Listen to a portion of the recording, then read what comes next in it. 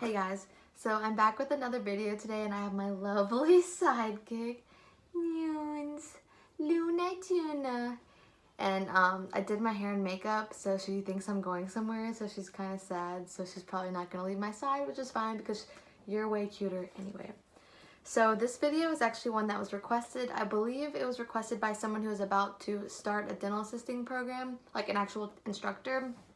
So she said that she wanted to know 10 things I wish I'd learned in school or gone more in depth on.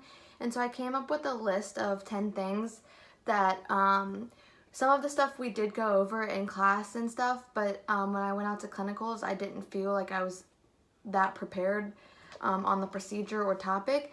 So some of these things are that, and then some things I really didn't do at all or didn't go into like any detail really. So I'm just gonna go ahead and get started. Let's see. Luna, what are you gonna do? You gonna lay down? Okay, sorry. She's distracting. She's so cute. She's my baby though. Alright. Number one is dental specialties. You will learn about all the different types of dental specialties such as like endo, OS, pedo, perio, ortho when you're in school, and you will briefly learn about them. You will learn about different procedures, different instruments, but like you don't really go into depth at all and you don't really get to practice hands-on. My school did offer one day at an ortho office and one day at an OS office, which was really great, but you really don't get a grasp for if that's what you want to do for an actual career, which I'm in ortho now, and when I went to ortho for the day, I did not think that ortho was for me. I thought it was going to be really boring and just not for me. And I went to OS and I fell in love. I was obsessed with it. And then I was offered the ortho position, and I've been there. This week was my first week, and I've been there for 2 days, and I'm literally obsessed. Like, I know it's only been 2 days and it's kind of quick to judge an office, but like even at clinicals, like I was so stressed, and like I didn't even work there and I was so stressed. And here I'm like, it's fast paced, it's hands-on, the patients are great, the age group of the patients is great, and I have not been stressed, but it's still quick, and I feel like I just belong there, which is weird, but yeah, I really love it, and I really wish that is something that they would have incorporated more into the school. So if you are going to a school or your teacher asks you when you start school what you want to really learn about, these are some things that I would say, but every school is different. So, but yeah, if you even want any of the specialties, if you even have like a slight interest, I would really ask about it. I would volunteer at an office if y'all ever have like days off or something, or if you have to volunteer, because usually they only let you do general dentistry for clinicals. All right, sorry, moving on. That was a tangent. Okay, number two. Okay, this is the one I probably have like top 3 that are like I really wished I would have learned more about. It's the sectional matrix, the Paladent, the Tafelmayer, and the Mylar. We really learned the Tafelmayer, and by the time I left school, I was very comfortable with the Tafelmayer. The Mylar, it's simple. I mean, it's just clear plastic, but I still wasn't like confident placing it. So luckily, the doctors often did that. But when it comes to the sectional matrix and the Paladent, I like had no flippin' idea what I was doing, and it made me so nervous. And I know every doctor uses different stuff, but these are actually pretty common, I've found. So maybe if during like isolation, when you're going through a chapter about isolation, I would ask if y'all could watch videos on sectional matrices, Paladents, see if someone will donate one or let y'all borrow one so you can practice with it, get comfortable with it. At least do it like 5 to 10 times so you have the general idea. And so during a procedure with a doctor, you can be ready and at least feel somewhat comfortable. Number 3 is sealants. We did practice sealants. I don't even think we practiced once. I think we just did it and passed off on our competency. That is not something that I felt comfortable doing when I left school. I never had the opportunity to do it either. The only place I probably could have done it was my second site, but the hygienist there really loved to do all that stuff on her own, so I didn't get the opportunity to do it. I would have loved to do it, but I honestly didn't. If someone had been like, hey, go and do sealants, I wouldn't have felt comfortable going and doing it on my own. So if you get the opportunity to practice that more, especially if you want to go into pedo or you're going to go into an office that has a lot more children, I would definitely get as much practice with it at school, because once you go out into the field, you'll definitely get better, because there's nothing better than hands-on, but it'll be nice to feel more confident and prepared and like not feel like you have to have someone with you, you know, the first couple times. The next thing is custom trays. Oh, I hate custom trays. Or I hate making them, which it may not even be that hard, but like the first time we did it, I think we only made one too, because it's a lot of material to use, but it was so stressful to me. Like I'm not really good at making stuff anyway, but it was so stressful and I do not feel confident in my ability whatsoever to go out and make a new one right now. Fortunately for ortho, I don't have to make one, but if I had gone into general dentistry, I would have definitely had to like relearn everything and practice a lot more, because doctors are pretty picky about custom trays. That's why a lot of them just send them out to the lab, but because it's like their actual perfect tray for this patient. So that's, if you get the option to practice that a lot, I would. It makes you more valuable because then they don't have to send it to the lab and it saves them money. So it just, you know, it's better for the doctor to have someone there who knows how to make them for them. Okay, another thing is suture removal and cutting. We practiced removing sutures on a poo stuffed animal, and honestly, that was our competency because, I mean, we didn't really have any other choice when it came to removing sutures, like after an extraction and like you have to remove sutures or like different procedures that require sutures. I like don't even feel comfortable removing a suture. I don't even remember how. I don't even think we watched a video. That's definitely something, if you're going into general or OS, I would really talk to your teacher about learning or getting more practice. And when it comes to cutting, like that's just cutting the string.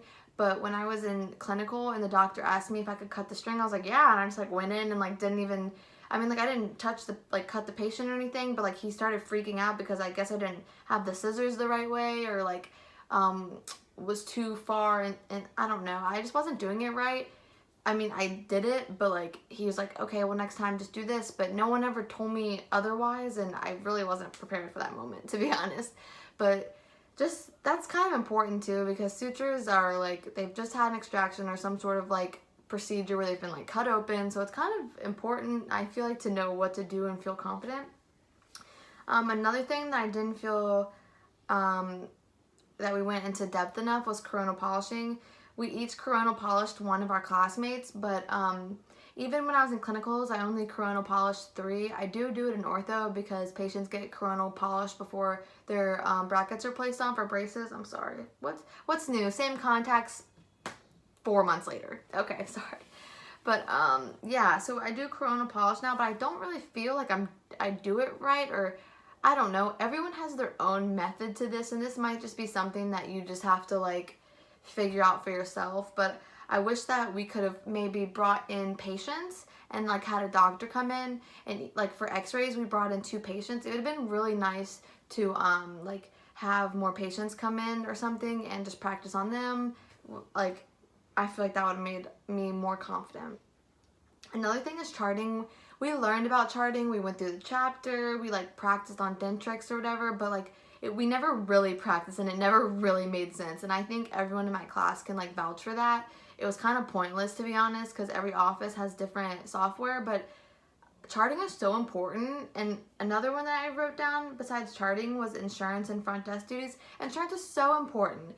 Like I feel like we definitely should have learned more about insurance. Like those 2 things, charting and insurance, are like, you don't even realize when you're in school how big of a deal they are because you don't really learn that much about them. And I don't know exactly if there would be a way, because like I said, there's different software and like there's different codes, insurance codes and stuff like that. But I feel like they should really dedicate like a week or 2 to just learning about that stuff, because I didn't feel prepared. And doing charting now is still kind of like weird for me, but I'm getting better. And actually the ortho's system and charting that we do is actually really simple compared to general dentistry, I've noticed, which I'm really grateful for.